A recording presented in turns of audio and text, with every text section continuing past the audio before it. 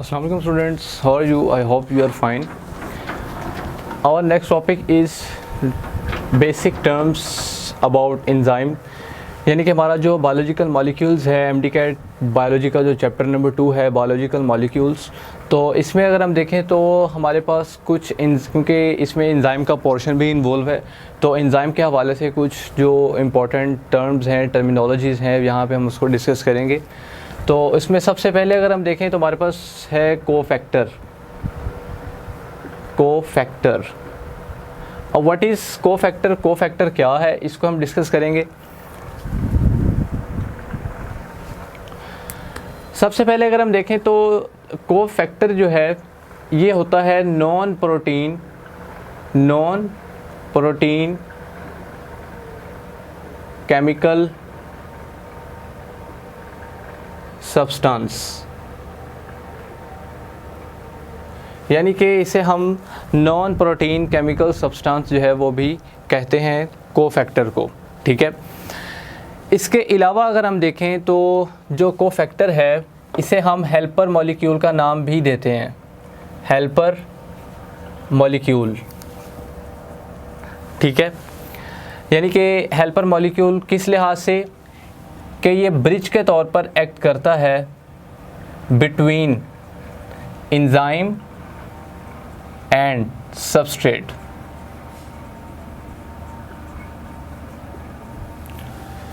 तो ये हमारे पास कुछ बातें क्लियर हुई कोफैक्टर के लिहाज से कि कोफैक्टर है क्या। It is a non protein chemical substance, it is also known as helper molecule, act as a bridge between enzyme and substrate.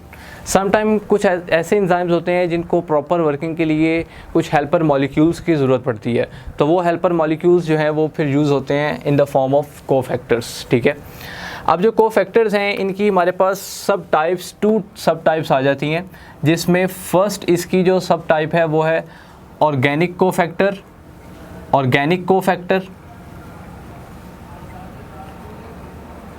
और जो सेकंड आ जाती है हमारे पास वो है इनऑर्गेनिक कोफैक्टर।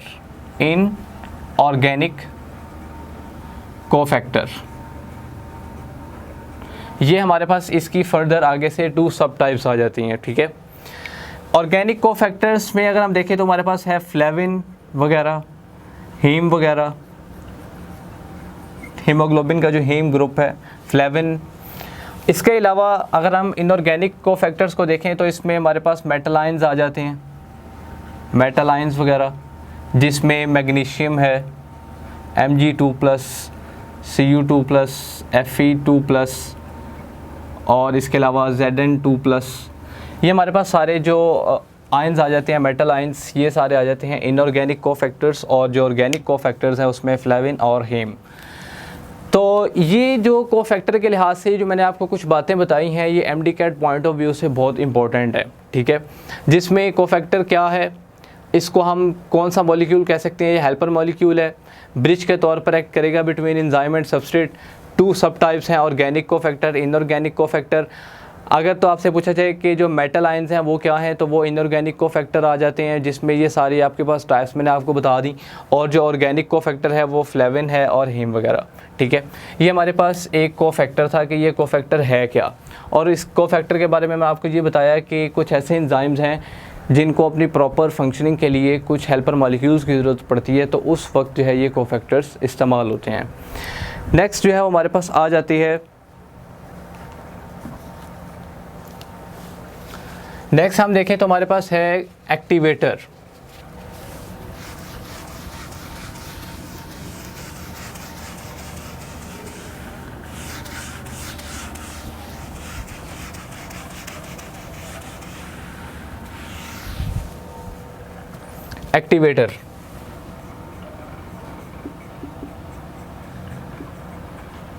अब एक्टिवेटर क्या है?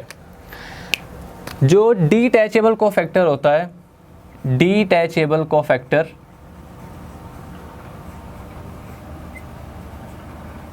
अगर तो ये जो डिटैचेबल कोफैक्टर है ये हमारे पास हो इनऑर्गेनिक आयन, तो फिर जो है ये क्या होगा, एक्टिवेटर, तो इसके ऊपर जो है ये MD-CAT पॉइंट ऑफ व्यू से ये भी बहुत इंपॉर्टेंट है कि ये पूछा जाता है कि if the detachable cofactor is in organic ion then it is called cofactor, activator, coenzyme. तो ये फिर कहलाएगा एक्टिवेटर। कि हमारे पास जो डिटैचेबल कोफैक्टर होता है अगर तो वो इनऑर्गेनिक आयन है तो वो फिर हमारे पास क्या कहलाएगा, एक्टिवेटर कहलाएगा। ठीक है, इसके बाद जो है हमारे पास टर्म आ जाती है जैसे कोएंजाइम है और प्रोस्थेटिक ग्रुप है।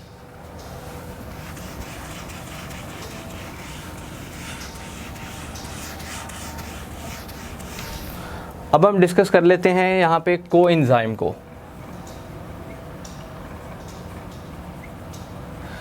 What is coenzyme? कोएंजाइम की अगर हम बात करें तो coenzymes are the non protein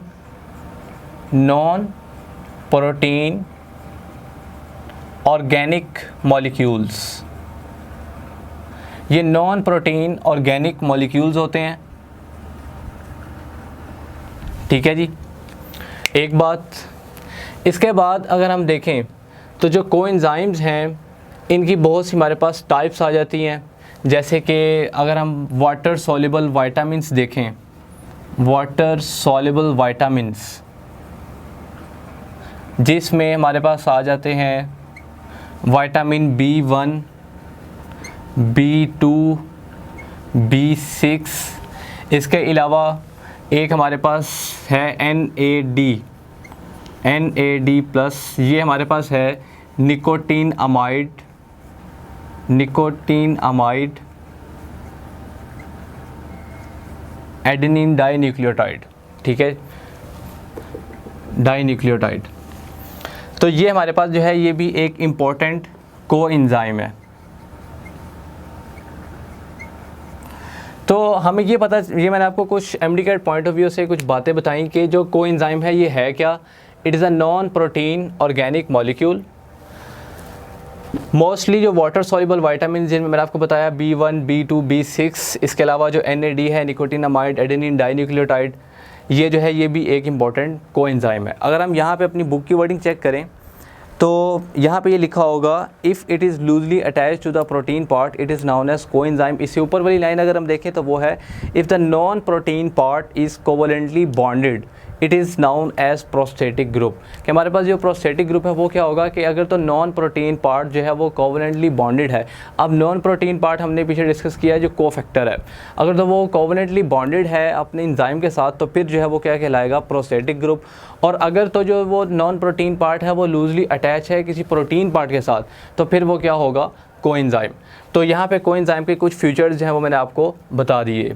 इसके बाद नेक्स्ट जो टर्मिनोलॉजीज़ हैं उनको अगर हम देखें तो वो हमारे पास हैं जैसे कि एपोएंजाइम एंड होलोएंजाइम।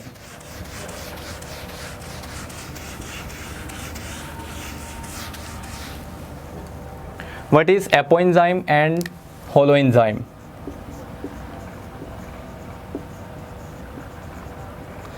एपोएंजाइम को सबसे पहले अगर हम देखें तो एपोएंजाइम के बारे में ख़ास बात ये है कि इट इज़ कैटालिटिकली इनएक्टिव। जो एपोएंजाइम होता है ये कैटालिटिक के लिहाज से जो है वो इनएक्टिव होता है, यानी कि इनएक्टिव होता है। अब ये एक्टिवेट कैसे होता है? जैसे ही कोफैक्टर इसके साथ आकर अटैच होता है तो ये क्या होता है जी, एक्टिवेट हो जाता है। यानी कि कोफैक्टर के अटैच होने से पहले जो एपोएंजाइम है वो कैटालिटिकली इनएक्टिव है। जैसे ही कोफैक्टर इसके साथ आकर अटैच होगा तो ये एक्टिव फॉर्म में आ जाएगा, तो फिर आगे अपने फंक्शन जो है वो परफॉर्म करेगा। अब जो कोफैक्टर है वो क्या है? कोफैक्टर जो है ये नॉन प्रोटीन पार्ट है, नॉन प्रोटीन पार्ट। ठीक है, अब अगर ये पूछा जाए कि एपोएंजाइम की एक्टिवेशन के लिए किस चीज़ की ज़रूरत पड़ती है, तो अगर तो आपसे ऑप्शन में पूछा जाए कोफैक्टर तो भी करेक्ट है, अगर कोफैक्टर की जगह पे नॉन प्रोटीन पार्ट हो तो वो भी ठीक है। लिहाजा अगर आपसे, क्योंकि जो MCQ है वो आ सकता है इस तरह से कि जो एपो एंजाइम है इसकी एक्टिवेशन के लिए क्या चीज़ की ज़रूरत पड़ती है, तो वो उसमें जो 4 ऑप्शंस आपको होंगी उसमें ये कोफैक्टर भी होगा। तो कोफैक्टर के ऊपर आप जो है वो मार्क करेंगे, क्योंकि कोफैक्टर जो है इसकी अटैचमेंट से जो एपो एंजाइम है वो आगे फर्दर एक्टिवेट हो जाता है, ठीक है। इससे पहले जो है वो कैटालिटिकली इनएक्टिव रहता है। यहाँ पे अगर हम देखें तो हमारे पास कुछ इस तरह लिखा है कि an enzyme with it's coenzyme और प्रोस्थेटिक ग्रुप। अब हमने पीछे जो है वो डिस्कस किया कोएंजाइम को भी और प्रोस्थेटिक ग्रुप को भी।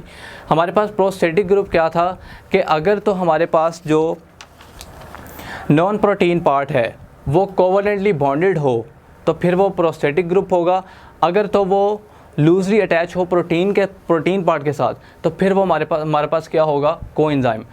तो इसी तरह से एक एंजाइम अपने प्रोस्थेटिक ग्रुप और उसके साथ साथ कोएंजाइम जब वो रिमूव हो जाए तो फिर वो क्या कहलाता है, apo enzyme.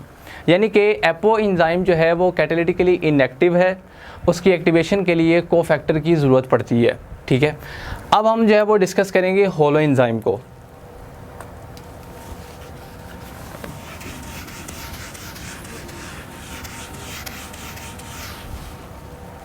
Holo enzyme,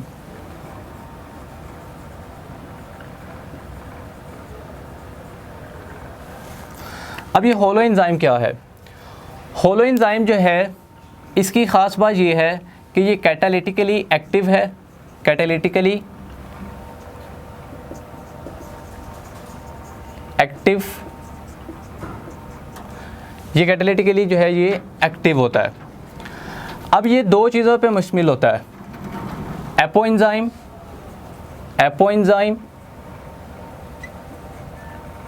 and it's cofactor.